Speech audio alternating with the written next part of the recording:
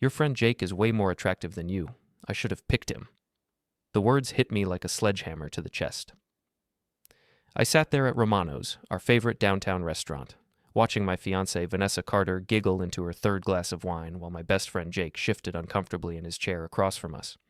The ambient chatter of other diners seemed to fade into white noise as those words echoed in my skull. Before we dive deeper into this story, I have one small request. Please subscribe, drop a like, comment, and hit that hype button to boost this channel so more people can discover these incredible Reddit stories. I'm Luke Abbott, 32 years old, a mechanical engineer who fixes things for a living. I've always been good at solving problems, finding the broken pieces and putting them back together. But sitting there in that dimly lit restaurant, watching the woman I was supposed to marry in 3 weeks compare me unfavorably to my best friend, I realized some things can't be fixed. Vanessa, Jake said quietly, his voice tight with embarrassment. Maybe you should... What? I'm just being honest.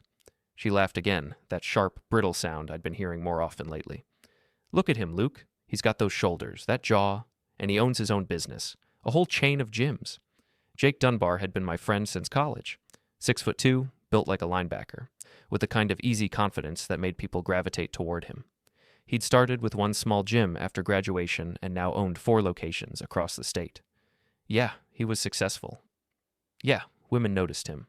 But he'd never once made a move on Vanessa, never given me a reason to doubt his loyalty. Until tonight, apparently, when my fiancée decided to use him as a weapon against me. Vanessa, stop, I said, my voice surprisingly steady. Inside, something was crystallizing, hardening into a cold, sharp certainty. Oh, come on, Luke. Don't be so sensitive. She reached across the table, her manicured fingers brushing my hand. I'm marrying you, aren't I? But a girl can look, can't she? Can't appreciate what's right in front of her? The thing is, I'd been noticing changes in Vanessa for months. The way she'd started working late more often. The way she'd become increasingly critical of everything about our life together. My job, my car, my clothes, even the house I'd bought for us. A modest craftsman-style place with character. She called it quaint, in a tone that made it sound like a disease. You should have, I said quietly. The table went silent. Vanessa's smile faltered. Jake's eyes widened. What? She asked. You should have picked him. I stood up, pulling my wallet from my jacket. Problem solved. Luke, what are you? You just told me, in front of my best friend and half the people in this restaurant, that you settled for me. That you wish you'd made a different choice? I dropped 2 20s on the table. So, make it. Vanessa's face went pale beneath her perfectly applied makeup. I was just kidding around. You know I didn't mean... Yeah, you did. I looked at Jake, who was staring at his hands. Take care of yourself, buddy. Apparently, you've got better options now. I walked out of Romano's without looking back, leaving behind the woman I'd planned to spend my life with and the best friend who'd never asked to be part of her twisted game. The cool October air hit my face as I stepped onto the sidewalk, and for the first time in months, I could breathe clearly. My phone started buzzing before I reached my car. Vanessa, of course. I let it go to voicemail, then deleted the message without listening to it. Whatever she had to say, I wasn't interested in hearing it. The drive home gave me time to think. 3 weeks until the wedding. Deposits paid, guests invited, honeymoon booked. My parents flying in from Arizona, her parents already making noises about the simple ceremony we'd planned, how it wasn't quite what they'd envisioned for their successful lawyer daughter. Vanessa Carter, Esquire, junior partner at Morrison, Keller and Associates. She made twice what I did and never let me forget it. Not directly, of course. She was too smart for that. But in 1,000 little ways. The way she'd suggest restaurants I couldn't really afford. The way she'd talk about her colleagues' husbands and their impressive careers. The way she'd sigh when looking at engagement ring photos on social media. I should have seen this coming. Hell, maybe I had seen it coming and just refused to acknowledge it. Love makes you stupid that way. Or what I'd thought was love. My house, our house technically, though she'd never moved in officially, sat quiet and dark at the end of Maple Street. I'd bought it 2 years ago before I'd met Vanessa, back when I thought a cozy 3-bedroom with original hardwood floors and a workshop in the basement was the American dream. Vanessa had other ideas about our future living arrangements, something more appropriate to our combined income level, she'd said. Translation, something that would impress her friends. I unlocked the front door and flipped on the lights, looking around at the space I'd tried so hard to make perfect for her. The kitchen I'd renovated myself, installing granite countertops and stainless steel appliances. The master bedroom where I'd surprised her with new furniture from that expensive store downtown. The living room where we'd spent exactly 3 evenings together in the past month because she was always too busy with work. My phone buzzed again. This time it was Jake. "Luke, man, I am so sorry. I had no idea she was going to say that. I would have shut it down if—" "It's not your fault," I said, dropping into my leather recliner. "You didn't ask to be her ammunition." "She's calling me. What should I tell her?" "Whatever you want. I'm done." There was a long pause. "You're serious about this. You're really calling off the wedding." She compared me to you like I was a defective product she was returning to the store. "Yeah, I'm serious." "Luke, she was drunk. People say stupid things when they're drunk. Drunk words, sober thoughts." I rubbed my eyes, suddenly exhausted. "She meant every word, Jake. You know it, and I know it." After I hung up, I sat in the quiet house and made a mental list of everything that needed to be undone. The wedding venue, the caterer, the flowers, the photographer, the honeymoon reservations in Maui, the joint checking account we'd opened for wedding expenses. But first, I had a more immediate problem. Vanessa had a key to this house, and knowing her, she'd be here soon, ready to deploy her considerable legal skills to argue her way out of this mess. I went upstairs and started packing her things. It didn't take long. She'd been keeping most of her stuff at her downtown condo anyway, claiming it was more convenient for work. The jewelry box on the dresser, the expensive skincare products cluttering the bathroom counter, the designer clothes hanging in what was supposed to be our shared closet. I was folding her silk blouses into a suitcase when I heard her car in the driveway. A BMW, leased through her law firm. She'd made a point of mentioning that my 5-year-old Honda Accord wouldn't fit in with the image she needed to project for her career. Oh, the front door slammed. Luke, where are you? We need to talk." I finished packing and carried the suitcase downstairs. Vanessa stood in the living room, her hair slightly mussed, her makeup smudged from crying. She looked beautiful and desperate and completely foreign to me. "What are you doing?" she asked, staring at the suitcase. "Making things easier for both of us." I set it down by the door. "Your stuff. I'll have the rest boxed up tomorrow." "Luke, please. I made a mistake. I was drunk. I was showing off for Jake. I don't know what got into me." She stepped closer, reaching for my hands. "You can't throw away 3 years because of one stupid comment." "One stupid comment?" I pulled away from her. "Vanessa, you told me I was second choice, in public, with a smile on your face." "I didn't mean it." "Yes, you did." I walked to the window, looking out at the street where we'd planned to build our life together. "You meant every word. And you know what? That's fine. You deserve to be with someone you actually want to be with." "I want to be with you." "No, you want to be married. There's a difference." I turned back to her. "You want the wedding, the house, the stability, the image of having your life together. But you don't want me. Not really." She was crying now, mascara running down her cheeks. "That's not true. I love you. You love the idea of me, the safe choice, the guy who'll worship you and never ask for too much and make you look good to your parents." I picked up her suitcase and opened the front door. "But you don't respect me. And without respect, love doesn't mean much." "Luke, please." "Go home, Vanessa. Sleep it off. Tomorrow you can start figuring out how to explain to everyone why the wedding's off." She stood there for a long moment, tears streaming down her face, looking like she wanted to say something else. Finally, she grabbed the suitcase and walked to her car without another word. I watched her taillights disappear down Maple Street, then went inside and locked the door. For the first time in months, the house felt like it belonged to me again. My phone buzzed with a text from Jake. "You okay, man?" I typed back, "Better than I've been in a long time." And surprisingly, it was true. 3 days after I called off the wedding, Emma Carter showed up at my door with coffee and bagels from Goldstein's Deli. "I heard," she said simply, holding up the bag. "Figured you might not be eating much." Emma was Vanessa's identical twin sister, but that's where the similarities ended. While Vanessa had spent the years since college climbing the corporate ladder at Morrison, Keller and Associates, Emma had become a social worker, helping kids navigate the foster care system. Same face, same dark hair, same green eyes. But where Vanessa wore power suits and designer heels, Emma preferred jeans and comfortable flats. Where Vanessa's smile was calculated and sharp, Emma's was warm and genuine. "You don't have to check on me," I said, but I stepped aside to let her in. "I'm not your responsibility."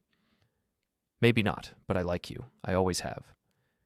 She set the bag on my kitchen counter and started unpacking it. "Besides, someone needs to make sure you're not living on beer and pizza." I watched her move around my kitchen with easy familiarity. Emma had been here dozens of times over the past 3 years, usually for family dinners or holiday gatherings. She was the only member of Vanessa's family who'd ever seemed genuinely comfortable in my modest house, who'd complimented the work I'd done on the renovations instead of making suggestions for, improvements. "How's she handling it?" I asked, accepting the coffee she handed me. "About how you'd expect, alternating between fury and panic." Emma leaned against the counter, studying my face. "She's convinced you're going to change your mind." "I'm not." "I know." She took a sip of her coffee. "I told her that, actually. Told her she'd finally pushed you too far." "You've been talking to her about us?" "Luke, I'm her sister. Of course I've been talking to her about you. For 3 years." Emma's expression grew serious. "She never listened to me, though. I kept telling her she was taking you for granted, that she was treating you like an accessory instead of a partner." I sat down at the kitchen island, suddenly curious. "What else did you tell her?" "That she was an idiot." Emma's smile was rueful. "That you were the best thing that ever happened to her, and if she wasn't careful, she was going to lose you." "Guess you were right." I hate being right about things like this. She moved to the window, looking out at my backyard where I'd been planning to build a deck for summer barbecues. "Can I tell you something? Something I probably should have said a long time ago?" "Sure." "I never understood what you saw in her." The words hung in the air between us. "I mean, I love Vanessa. She's my sister. But she's selfish, Luke. She always has been. Even when we were kids, everything had to be about her. Every conversation, every family dinner, every birthday party. She couldn't stand it if she wasn't the center of attention. I thought about all the times Vanessa had steered conversations back to herself, all the times she'd interrupted when I was talking to make some point about her own experiences. I'd attributed it to confidence, to her legal training. Maybe I'd been making excuses. "Why didn't you say something?" I asked. "Would you have listened?" Emma turned back to me. "You were in love with her, or you thought you were." "What's that supposed to mean?" Emma was quiet for a long moment, as if she was deciding whether to cross some invisible line. "I think you were in love with the idea of her, the successful, beautiful woman who chose you. It made you feel special, didn't it? Like you'd won some kind of prize." The words stung because they were true. I had felt that way, especially in the beginning. Vanessa Carter, with her law degree and her ambition and her perfect everything, had picked me.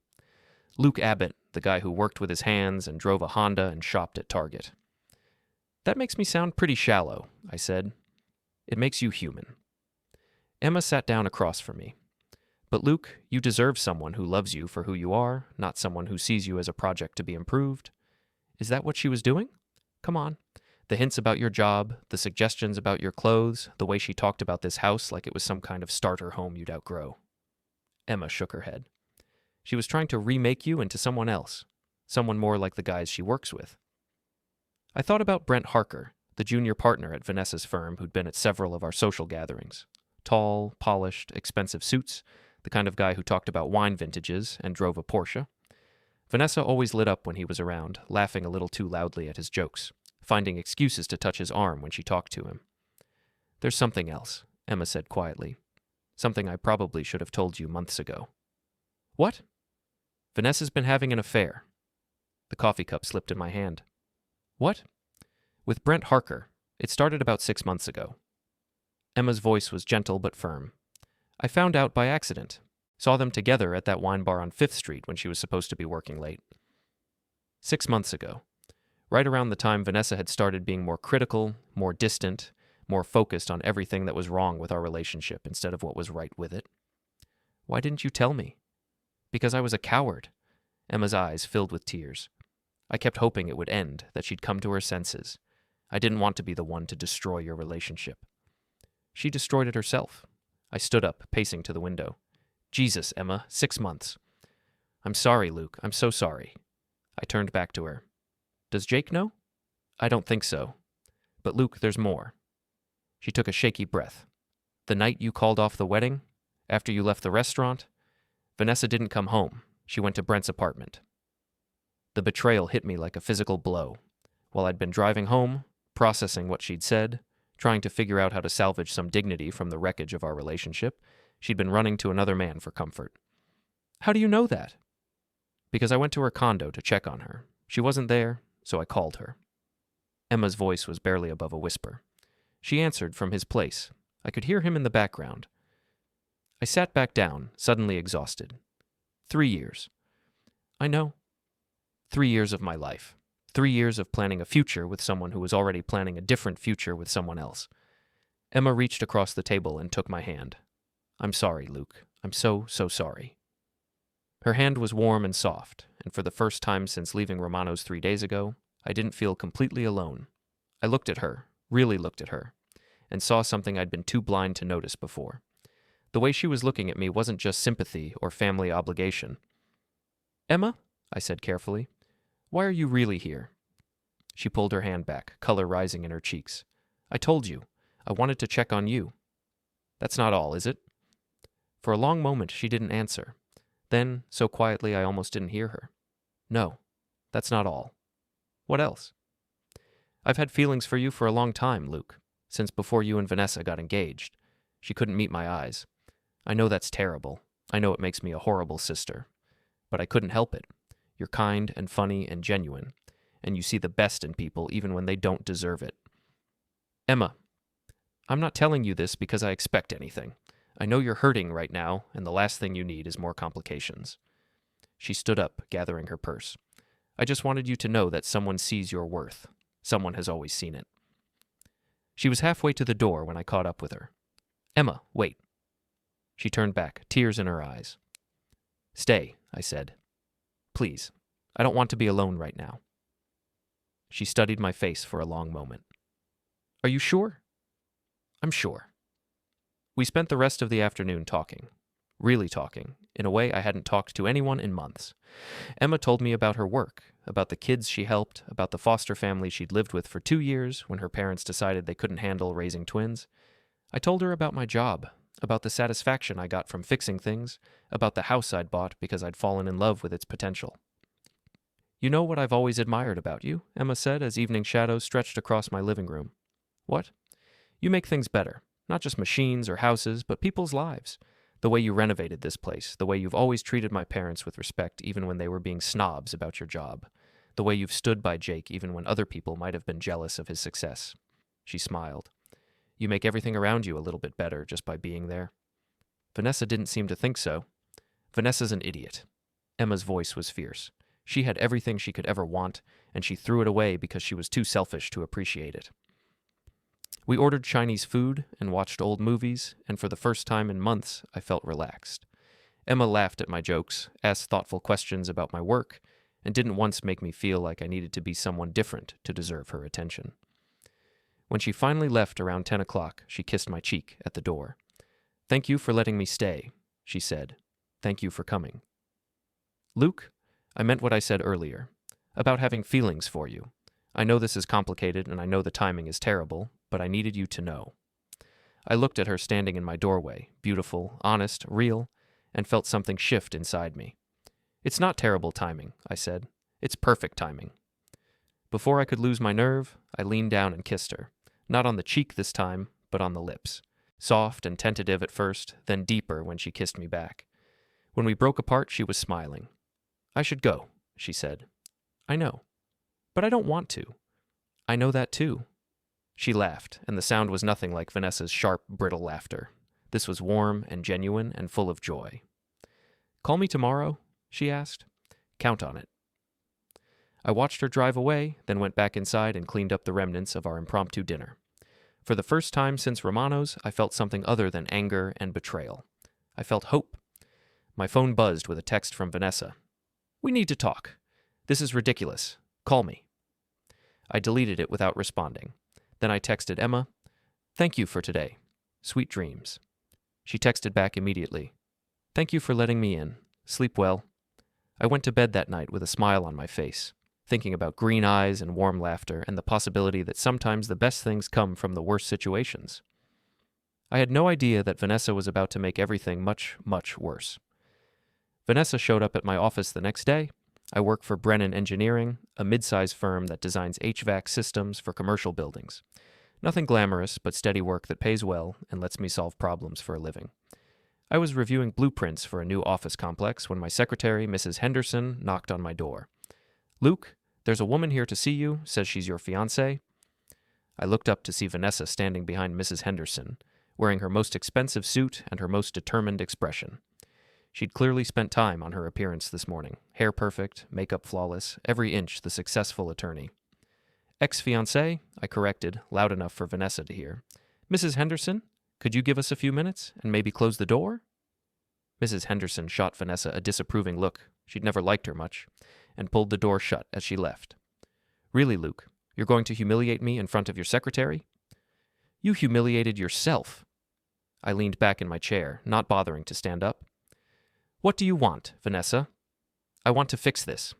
She sat down across from my desk without being invited. I want to fix us.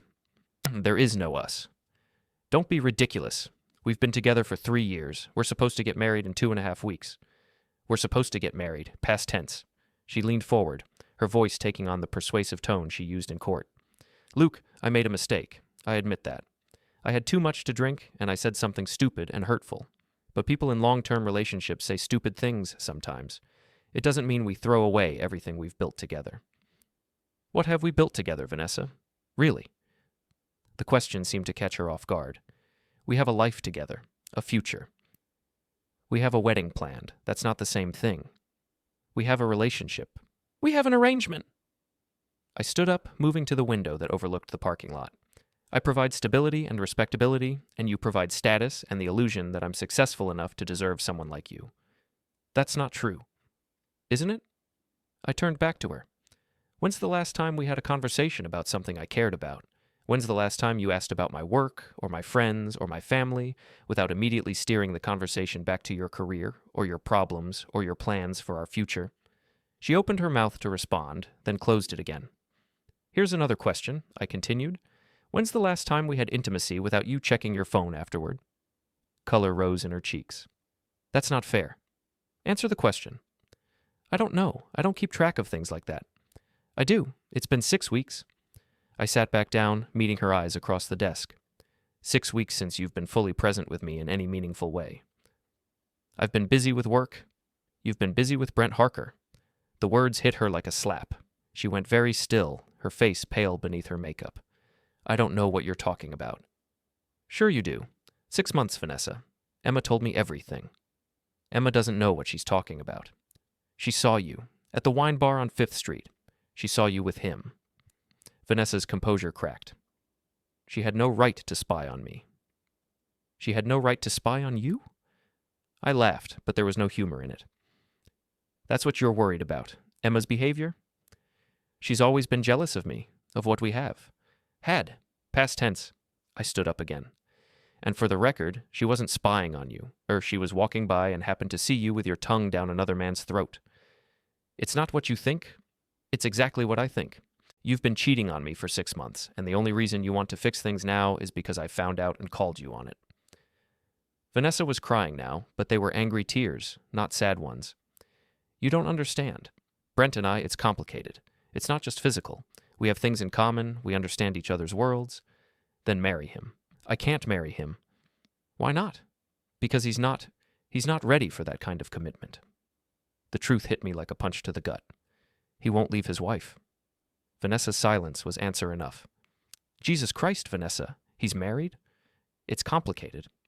No, it's not complicated. It's simple. You're the other woman. You're sleeping with a married man, and when he wouldn't leave his wife for you, you decided to settle for me. That's not how it is. Then how is it? She was sobbing now, her perfect makeup running down her cheeks. I love you both, okay? I love you both in different ways. You don't love me, Vanessa. You love the idea of being married to me. The stability, the respectability, the fact that I'll never challenge you or make demands or expect you to be someone you're not. That's not true. Prove it. I sat back down, folding my hands on my desk. Tell me 3 things you love about me that have nothing to do with how I make you feel or what I do for you. She stared at me, her mouth opening and closing like a fish out of water. You can't, can you? I shook my head. You can't name 3 things you love about me as a person because you've never bothered to see me as a person.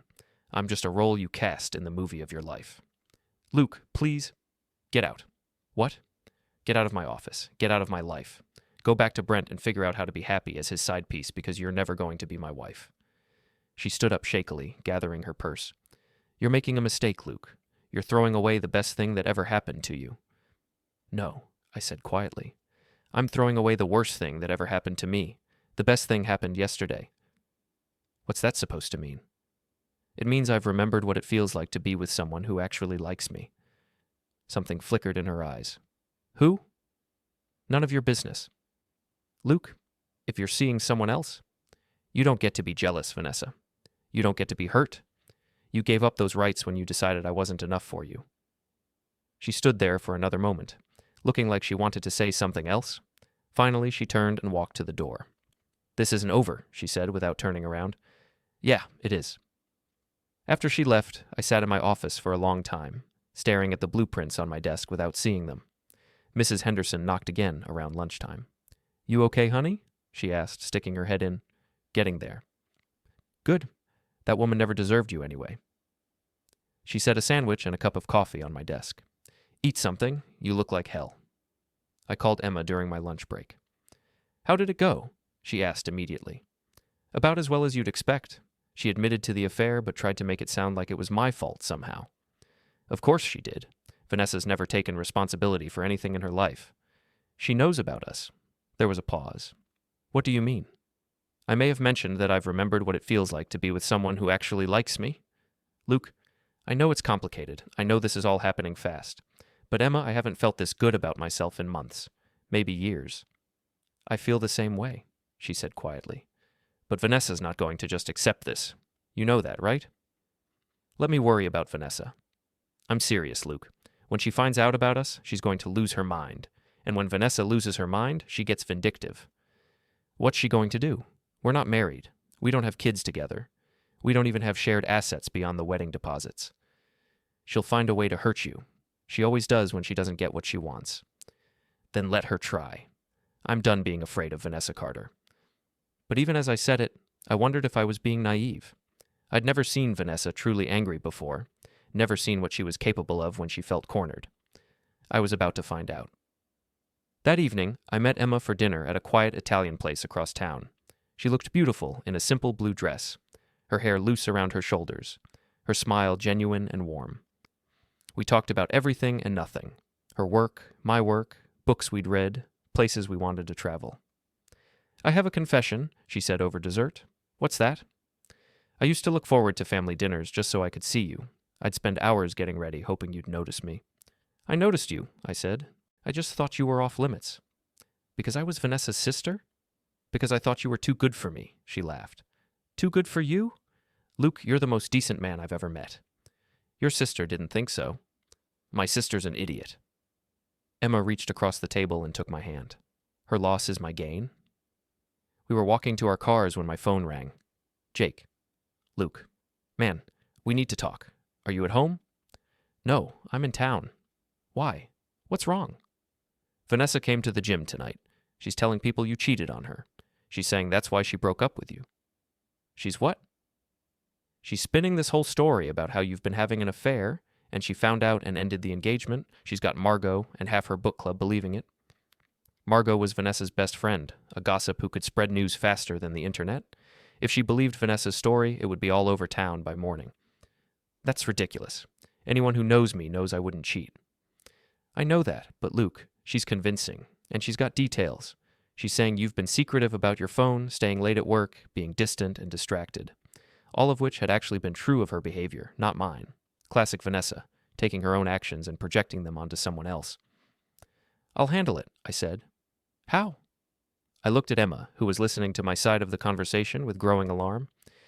I'm going to tell the truth. After I hung up, Emma shook her head. This is exactly what I was worried about. She's going to destroy your reputation to protect her own. Let her try. The truth has a way of coming out. Luke, by the time the truth comes out, the damage will be done. You know how this town works. People love a scandal, and they're not always interested in corrections. She was right, and I knew it. But I wasn't going to hide from Vanessa's lies. What do you want me to do? Disappear? Pretend none of this happened? I want you to be careful, and I want you to know that whatever happens, I'm on your side. I kissed her goodnight in the parking lot, and for a moment, everything else faded away. The lies, the gossip, the complications. None of it mattered. Only this moment, this woman, this feeling of finally being exactly where I belonged. But as I drove home, I couldn't shake the feeling that Vanessa was just getting started, and that things were about to get much worse before they got better. The rumors hit like wildfire. By the end of the week, I couldn't go anywhere in town without feeling the weight of stares and whispered conversations. At the grocery store, in the bank, at the gas station, everywhere I went, people looked at me like I was wearing a scarlet letter. Vanessa had done her work well. According to the story she was spreading, I'd been having a months-long affair with a mystery woman and had abandoned her just weeks before our wedding when she confronted me about it. She painted herself as the heartbroken victim, the successful woman who'd been betrayed by her blue-collar fiancé who couldn't handle her success. The worst part was how believable she made it sound. Vanessa was a lawyer, after all. She knew how to construct a narrative, how to present evidence, how to make people believe her version of events. "You need to fight back," Jake said over beers at Murphy's pub on Friday night. "You can't just let her destroy your reputation." With what? The truth? I took a long drink. Who's going to believe that the beautiful, successful lawyer was cheating on the mechanic and not the other way around? "Engineer," Jake corrected automatically. "And people who know you will believe it." "People who know me, sure. But what about everyone else? What about potential clients? What about my reputation in this town?" Jake was quiet for a moment. "There is one way to shut down her story completely." "What's that?" "Tell people who you're really seeing now." I'd been dreading this conversation. Emma and I had been seeing each other every day since that first afternoon at my house, but we'd been careful to keep it quiet. Not because we were ashamed, but because we knew the complications it would create. "It's Emma, isn't it?" Jake said when I didn't respond immediately. "How did you—" "Come on, man. I've seen the way you look at her. And the way she looks at you, for that matter. I always wondered why she never seemed to have a boyfriend." She was waiting for the right guy to notice her. And the right guy was engaged to her sister. "Not anymore." Jake nodded slowly. "You know this is going to make things 10 times worse, right? When Vanessa finds out you're with Emma, she's going to lose her mind completely. She's already lost her mind. At least this way, people will understand why I really left her. Or they'll think you left her for her sister, which makes you look even worse." He had a point. In a small town like ours, the story of a man leaving one twin for the other would be irresistible gossip. It would overshadow everything else, the cheating, the lies, the real reasons our relationship had failed. "What would you do?" I asked. "Honestly, I'd probably leave town and start over somewhere else. I'm not running away." "Then you better be prepared for war, because that's what this is going to be." He was right. When Vanessa found out about Emma and me, it wouldn't just be about our failed relationship anymore. It would be about family, loyalty, betrayal, all the messy emotions that make people do stupid things. I called Emma when I got home. "We need to talk," I said. "That sounds ominous." "It's about us, about going public." There was a long pause. "Luke, I've been thinking about that too, about what it's going to mean when people find out. And I think we should wait. Let things calm down first. Let Vanessa get used to the idea that you're not coming back. Emma, she's destroying my reputation. She's telling people I cheated on her." "I know. Jake called me." "Then you know I need to set the record straight. And the only way to do that is to tell people the truth. All of it. Including us? Especially us." Another long pause. "Luke, I need to tell you something. Vanessa called me today." My blood went cold. "What did she say?" "She knows. About us. I don't know how, but she knows." "What exactly did she say?" "She said she always knew I was jealous of her, but she never thought I'd stoop to stealing her fiancé. She said I was pathetic and desperate and that you were just using me to get back at her." "You know that's not true." "I know, but Luke, she also said she was going to make sure everyone in town knows what kind of people we really are. She's planning something." "Let her plan. I'm tired of being afraid of Vanessa Carter." "I'm not afraid of her," Emma said quietly. "I'm afraid for you. You don't know her like I do. When Vanessa feels threatened, she doesn't just fight back. She tries to destroy people. She can try. Luke, Emma, I love you." The words hung in the air between us. I hadn't planned to say them, hadn't even fully admitted them to myself until that moment. But sitting in my living room, thinking about Vanessa's threats and Emma's fears, I realized it was true. "I love you too," she whispered. "Then we face this together. Whatever she throws at us, we face it together." "Okay, but Luke, promise me something." "What?"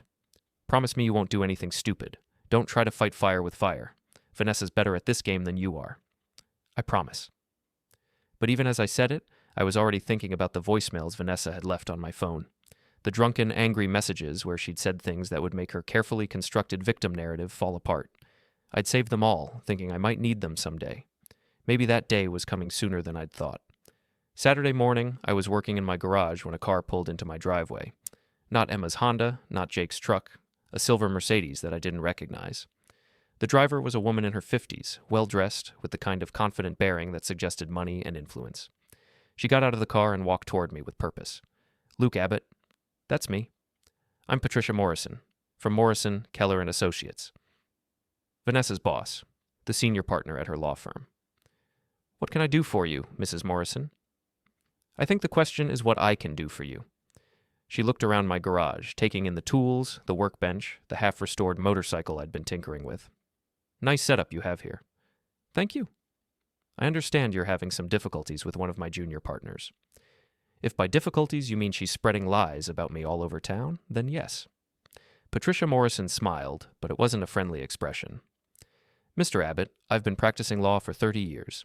I've seen a lot of messy breakups, and I've learned to recognize the difference between someone who's hurt and someone who's lying." "And?" "And Vanessa Carter is lying."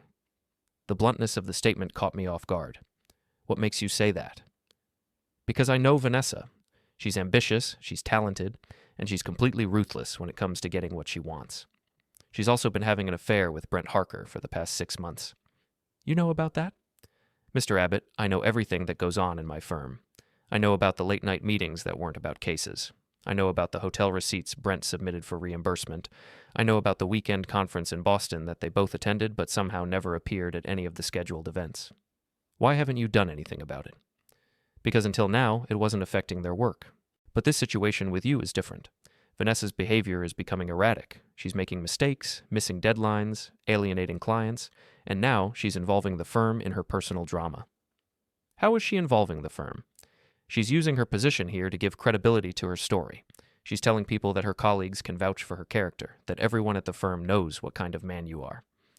Patricia's expression hardened. "She's trading on the reputation I've spent 30 years building to protect her own reputation? So what are you going to do about it?" "That depends on you." She reached into her purse and pulled out a business card. "I'm prepared to make a statement to anyone who asks that Vanessa's version of events is not supported by the facts as I understand them. But I need to know that you're not going to make this situation worse." "What do you mean?" "I mean, I need to know that you're not going to retaliate against her in a way that reflects poorly on the firm. No public confrontations, no social media campaigns, no attempts to sabotage her career." "I'm not interested in sabotaging anyone's career." "Good. Because despite her personal failings, Vanessa is a talented attorney. She has a future in this profession, assuming she can learn to separate her personal life from her professional responsibilities." "And if she can't?" Patricia Morrison's smile was sharp as a blade. "Then she'll find herself looking for a new job, and I'll make sure she understands exactly why." After she left, I sat in my garage for a long time, thinking about what she'd said. Vanessa's own boss knew she was lying, knew about the affair, knew about her pattern of using her position to get what she wanted. It was vindication, but it was also something else. It was ammunition. My phone buzzed with a text from Emma. "Vanessa just called. She wants to meet with both of us tomorrow, says she has something important to discuss." I texted back, "Where and when?" "Riverside Park, 2 o'clock. I knew the place. A public park with walking trails and picnic areas, the kind of neutral ground where people met when they wanted to have difficult conversations without the risk of things getting out of hand. "I'll be there," I typed. But I had a feeling that Vanessa wasn't interested in peace talks. She was planning something, and whatever it wasn't going to be pleasant. I spent the rest of the day thinking about what Patricia Morrison had told me, about the voicemails on my phone, about the choice between taking the high road and fighting back. By Sunday morning, I'd made my decision. It was time for Vanessa to learn that I wasn't the pushover she thought I was. Riverside Park was busy for a Sunday afternoon. Families with children, joggers, couples walking dogs, the kind of normal, peaceful scene that made what was about to happen feel surreal. Emma and I arrived together, which was a statement in itself. We'd decided that morning to stop hiding our relationship. Whatever Vanessa had planned, we would face it as a united front. We found Vanessa sitting at a picnic table near the playground, wearing designer jeans and a cashmere sweater that probably cost more than most people's weekly salary. She looked composed, confident, every inch the successful attorney. But I could see the tension in her shoulders, the tightness around her eyes. "Thank you for coming," she said as we approached. Her voice was calm, professional, like she was addressing a jury. "What do you want, Vanessa?" Emma asked, sitting down across from her sister. I remained standing. "I want to discuss the situation we find ourselves in, the three of us." Vanessa's gaze moved between Emma and me. "I think we can all agree that this has gotten out of hand." "You mean your lies have gotten out of hand," I said. "I mean that we're all adults here, and we should be able to resolve this without destroying each other." Emma leaned forward. "Resolve what, exactly? You cheated on Luke, he left you, and now we're together. What's to resolve?" "What's to resolve is the fact that you've both betrayed me in the worst possible way." Vanessa's composure cracked slightly. "Emma, he was my fiancé. We were supposed to get married in a week and a half." "We're supposed to," I emphasized. "Past tense. You ended that when you decided I wasn't good enough for you." "I never said you weren't good enough. You said Jake was more attractive than me. You said you should have picked him instead, in public, in front of him." I sat down next to Emma, taking her hand. "You humiliated me, Vanessa. You made it clear that you saw me as a consolation prize." "I was drunk. I made a mistake." "You made a lot of mistakes. The drinking was just the latest one." Vanessa's eyes flashed. "And what about your mistakes? What about the fact that you're sleeping with my sister less than a week after our breakup? And what about the fact that you were sleeping with Brent Harker for 6 months before our breakup?" Emma shot back. "That's different." "How is it different?" I asked. "Because Brent and I have a connection. We understand each other. We work together. We share the same goals, the same ambitions." Vanessa's voice was rising. "This thing with you two is just revenge. Emma's using you to get back at me, and you're using her to hurt me." "You're wrong," Emma said quietly. "I've had feelings for Luke for years, long before you two started having problems." "Bullshit." "It's true. I just never acted on them because he was with you." "And you?" Vanessa turned to me. "Are you going to sit there and tell me you've been pining for my sister all this time?" "No," I said honestly. "I'm going to tell you that I've spent the past week with someone who actually likes me, someone who's interested in my thoughts, my feelings, my life, someone who doesn't see me as a project to be improved or a placeholder until something better comes along."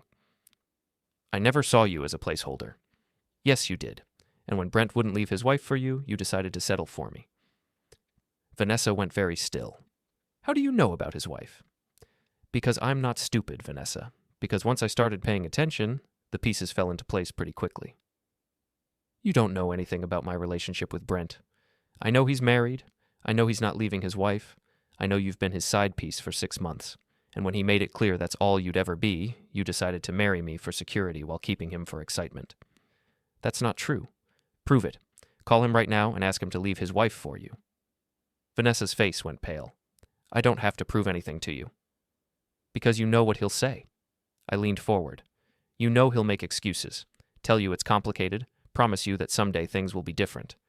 And you know he's lying." "You bastard." "There it is," Emma said softly. "The real Vanessa. The one who comes out when she doesn't get her way. Don't you dare lecture me about getting my way. You've wanted my life since we were children, my grades, my achievements, my boyfriends. I never wanted your life, Vanessa. I felt sorry for you." "Felt sorry for me?" "Because you've never been happy. Not really. You've been so busy competing with everyone around you that you've never learned to just be content with what you have." "I was content with Luke." "No, you weren't. You were settling for Luke. There's a difference." Vanessa stood up abruptly, her hands shaking with rage. "You think you've won something? You think you've gotten some kind of prize?" "I think I've found someone who loves me for who I am," Emma said calmly. "Something you never learned how to do." "Love?" Vanessa laughed, but it was an ugly sound. "You want to know about love? Luke doesn't love you, Emma. He's using you to get back at me, and when he gets bored with his little revenge fantasy, he'll dump you just like he dumped me." "I didn't dump you," I said, standing up. "I freed you. I freed you to be with the man you really want, the man you've been sneaking around with for 6 months while planning our wedding. At least I know what I want. At least I'm not some pathetic loser who settles for whatever scraps fall off his ex-fiance's table." The insult hung in the air between us. Around the park, people were starting to notice the raised voices, the tension at our picnic table. "Is that really what you think?" I asked quietly. "That Emma is scraps."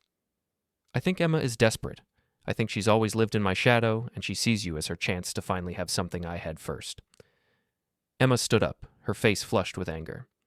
"You're right about one thing, Vanessa. I have lived in your shadow. For 32 years, I've watched you take and take and take, and I've never said anything because you're my sister and I love you." "Emma? But I'm done. I'm done pretending that your happiness is more important than mine. I'm done making myself smaller so you can feel bigger. And I'm done listening to you tear down the best man I've ever known because your ego can't handle the fact that he chose me over you.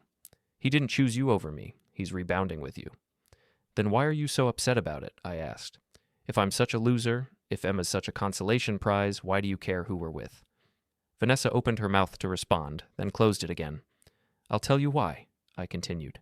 "Because you can't stand the thought that I might be happy without you. You can't stand the thought that Emma might have something you don't. And you especially can't stand the thought that the man you threw away might actually be worth keeping. Go to hell, Luke. Already been there. It was the 3 years I spent trying to make you happy." Vanessa grabbed her purse and started to walk away, then turned back. "This isn't over," she said, her voice low and venomous. "You think you can humiliate me and just walk away? You think you can steal my sister and my fiancé and there won't be consequences?" "What consequences?" Emma asked. "What are you going to do, Vanessa? Tell more lies, spread more rumors. Your own boss knows you're lying." "What?" "Patricia Morrison came to see Luke yesterday. She knows about Brent. She knows about the affair. She knows you're using the firm's reputation to back up your story." Vanessa's face went ashen. "She wouldn't, she would, and she will if you keep this up." "You're bluffing." I pulled out my phone and scrolled to Patricia Morrison's contact information, then held it up for Vanessa to see. "Want me to call her? Want me to ask her to repeat what she told me about hotel receipts and weekend conferences?" Vanessa stared at the phone, her mouth opening and closing like a fish out of water. "Here's what's going to happen," I said, putting the phone away. "You're going to stop spreading lies about me. You're going to tell people that our breakup was mutual and that there was no cheating involved, and you're going to leave Emma and me alone. And if I don't? Then I'll stop being nice about this. I'll stop taking the high road, and I'll make sure everyone in this town knows exactly what kind of person you really are. You wouldn't dare." I pulled out my phone again and played the beginning of one of her voicemails. Her voice, slurred with alcohol and venom, filled the air between us. "Luke, you bastard. How dare you embarrass me like that? How dare you walk out on me in front of Jake? I gave you 3 years of my life, 3 years I could have spent with someone who actually deserves me." I stopped the playback. "I have 6 more just like that one, plus text messages, plus witnesses to your behavior at Romano's." Vanessa was shaking now, her carefully constructed facade completely gone. "Choose your next move carefully," I said, "because I'm done playing defense." She looked at Emma, then at me, then back at Emma. For a moment, I thought she might apologize, might finally acknowledge the damage she'd done. Instead, she smiled. It was a cold, calculating expression that made my blood run cold. "You think you've won," she said softly. "Both of you. But this is just the beginning. You have no idea what I'm capable of when people cross me." She walked away without another word, leaving Emma and me standing by the picnic table in the gathering dusk. "That went well," Emma said shakily. "Are you okay?" "I'm fine. I've never seen her like that before. So angry, so vindictive. She'll calm down. Once she realizes she can't win this, she'll move on." But even as I said it, I wasn't sure I believed it. The look in Vanessa's eyes as she'd walked away wasn't defeat. It was calculation. She was planning something. And whatever it was, I had a feeling it was going to be worse than anything she'd done so far. "Come on," I said, taking Emma's hand. "Let's go home." "Your place or mine?" "Ours," I said, surprising myself with the word.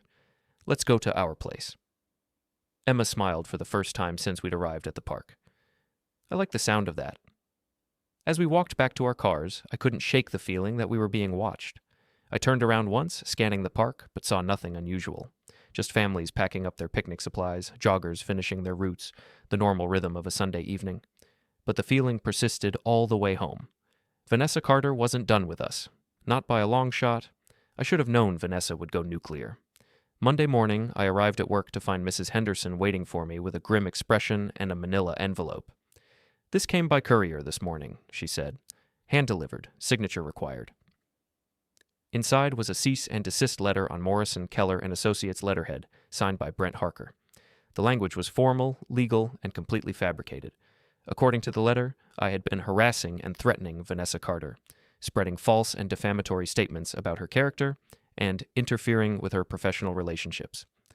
The letter demanded that I stop all contact with Vanessa, cease making false statements about her, and return all personal property belonging to her immediately.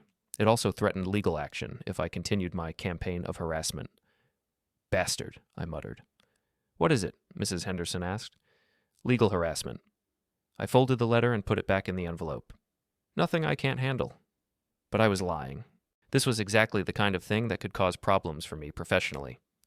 Brennan Engineering had government contracts, which meant they were sensitive about any legal issues involving their employees. A harassment claim, even a false one, could put my job at risk. My phone rang. Jake. "Luke, man, you need to get down to the gym, now." "Why? What's wrong?" "Just get down here. And Luke, bring Emma." The tone in his voice made my stomach drop. "Jake, what happened?" "I can't explain over the phone. Just get here." I called Emma and told her to meet me at Jake's gym. The drive across town felt like it took forever, my mind racing through possibilities, none of them good. Jake's main gym was in a converted warehouse downtown, all exposed brick and industrial lighting. I found him in his office with the door closed, his face grim. "Where's Emma?" he asked. "On her way." "Jake, what the hell is going on?" He turned his computer monitor toward me. On the screen was a Facebook post from Vanessa's account, posted an hour ago. The text was brief but devastating. "Sometimes the people you trust most are the ones who hurt you deepest. I'm heartbroken to share that my engagement to Luke Abbott has ended due to his affair with my sister Emma. The betrayal is beyond words. I'm taking time to heal and asking for privacy during this difficult period. Heartbroken, Jacques betrayed our family." Below the text were photos of Emma and me at the Italian restaurant, holding hands across the table, photos of us kissing in the parking lot afterward, photos of us walking into my house together. "Jesus Christ," I breathed. "It gets worse," Jake said. "Look at the comments." There were dozens of them already, and more appearing every few seconds. Friends and acquaintances expressing shock and sympathy for Vanessa, calling Emma and me every name in the book. The story was spreading like wildfire, being shared and reshared across social media. "She's been watching us," I said. "Following us, taking pictures. Looks like it. Luke, this is bad. Really bad." Emma arrived 20 minutes later, her face pale with shock. She'd seen the post. "My phone hasn't stopped ringing," she said. "Friends, co-workers, people I haven't talked to in years. Everyone wants to know if it's true." "What are you telling them?" "The truth. That Vanessa was cheating on you, that you broke up with her, and that we started seeing each other afterward. But Luke, no one's listening. They see these pictures and they think we were having an affair before you two broke up." Because that's exactly what she wants them to think. I paced around Jake's small office, fury building in my chest. She's playing the victim perfectly. The betrayed fiancé, the wounded sister, she's making us look like the villains. "We need to respond," Emma said. "We need to tell our side of the story." "No," Jake said firmly. "That's exactly what she wants. She wants you to get into a public fight with her. She wants drama and attention and people choosing sides. So what do we do? Just let her destroy our reputations?" "We fight back," I said quietly. "But not on social media. Not in public. We fight back the right way." I pulled out my phone and called Patricia Morrison's direct line. "Mrs. Morrison, it's Luke Abbott. I think you need to see something." An hour later, we were sitting in Patricia Morrison's office at Morrison, Keller & Associates. The senior partner studied the Facebook post on her computer screen, her expression growing darker by the minute. "This is unacceptable," she said finally. "Absolutely unacceptable." "It gets worse," I said, handing her the cease and desist letter. "Your junior partner sent me this." Patricia read the letter, her jaw tightening.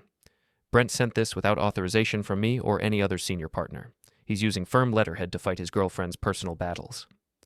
"So what happens now?" Emma asked. "Now I clean up this mess." Patricia stood up, straightening her suit jacket. "Mr. Abbott, Ms. Carter, I apologize for my firm's involvement in this situation. You have my word that there will be consequences for both Vanessa and Brent." "What kind of consequences?" "The kind that end careers." Her voice was ice cold. "They've crossed a line. They've used this firm's resources and reputation to pursue a personal vendetta. That's grounds for immediate termination." "Will you make a public statement?" Emma asked. "Something that sets the record straight?" "I'll do better than that. I'll make sure the truth comes out in a way that can't be ignored or dismissed." After we left the law firm, Emma and I drove to a coffee shop across town where we could talk without being recognized. I can't go back to work like this, Emma said, staring at her untouched latte. Everyone in my office has seen that post. They're all looking at me like I'm some kind of home wrecker. It'll blow over. Will it? Luke, this is a small town. People love this kind of drama. They'll be talking about this for years. She was right, and I knew it. In a place like this, scandals had long half-lives. We'd always be the couple who got together by betraying Vanessa Carter, regardless of the truth. Maybe we should leave, I said. Start over somewhere else. Is that what you want? I looked at her sitting across from me, beautiful and sad, and everything I'd never known I was looking for. I want to be with you. Everything else is just geography. But this is your home, your job, your house, your life. My life is wherever you are. She smiled for the first time all day. I love you, Luke Abbott. I love you too, so what do you say? Ready for an adventure? Before she could answer, my phone buzzed with a text from Jake. Turn on Channel 7. Now. We found a TV at the coffee shop and tuned to the local news station. The anchor was reading from a prepared statement. In a developing story, Morrison, Keller, and Associates has announced the immediate termination of 2 junior partners, Vanessa Carter and Brent Harker, following what the firm calls serious ethical violations and misuse of firm resources. Senior partner Patricia Morrison released a statement saying that the terminated employees use firm letterhead and resources to pursue personal vendettas, including the distribution of false legal documents. The firm is also disputing recent social media claims made by Ms. Carter regarding her former fiancé, calling them demonstrably false and defamatory. We'll continue to follow this developing story. Emma stared at the TV screen in shock. She actually did it. She fired them both. And she called Vanessa's story false on the record. I felt a grim satisfaction. That's going to be hard for people to ignore. My phone rang. It was Patricia Morrison. Mr. Abbott, I wanted you to know that we've also sent a formal retraction letter to everyone who received Mr. Harker's cease and desist. The letter makes it clear that it was sent without authorization and that the firm does not support its contents. Thank you. There's something else. We've discovered that Ms. Carter has been using firm resources to conduct surveillance on you and Ms. Emma Carter. She used a private investigator that the firm keeps on retainer for legitimate cases. She'll be receiving a bill for those services, and we're considering whether to pursue criminal charges for theft of services. A private investigator? That's how she got those photographs. She's been having you followed for over a week. After Patricia hung up, I sat in stunned silence. Vanessa had hired a PI to follow us, using her law firm's resources to do it. The level of calculation and vindictiveness was breathtaking. It's over, Emma said quietly. Her career, her reputation, everything. She destroyed it all just to hurt us. She destroyed it all because she couldn't accept that I chose you over her. Do you feel bad for her? I thought about it for a moment. I feel bad for the person she could have been if she'd learned how to be happy with what she had instead of always wanting what someone else had. That's very generous of you. I'm feeling generous today. I just got my life back. We spent the rest of the afternoon watching Vanessa's carefully constructed world fall apart.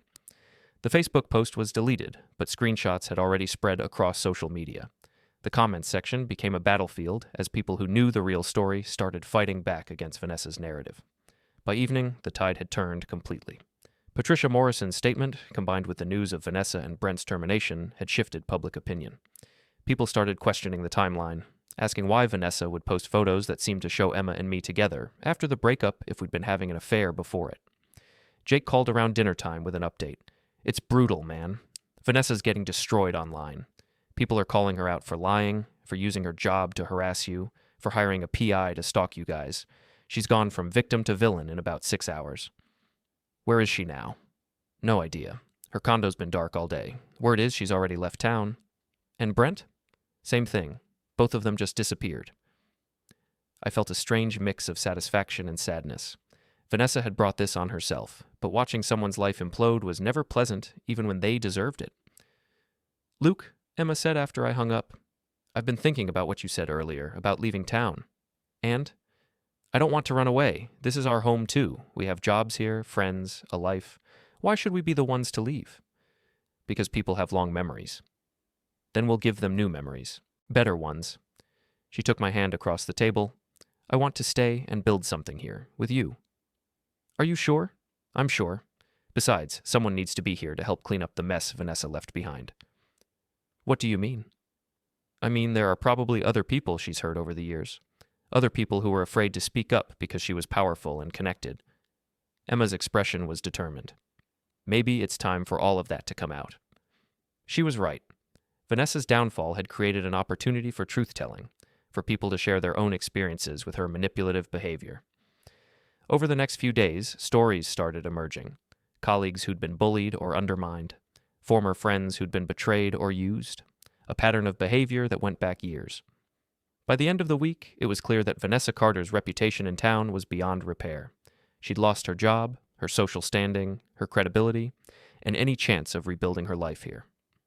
Emma and I, meanwhile, found ourselves in an unexpected position.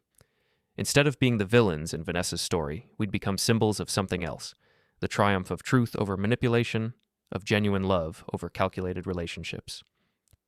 "You know what the best part is?" Emma said as we sat on my front porch Saturday evening, watching the sunset. "What's that?" We didn't have to destroy her.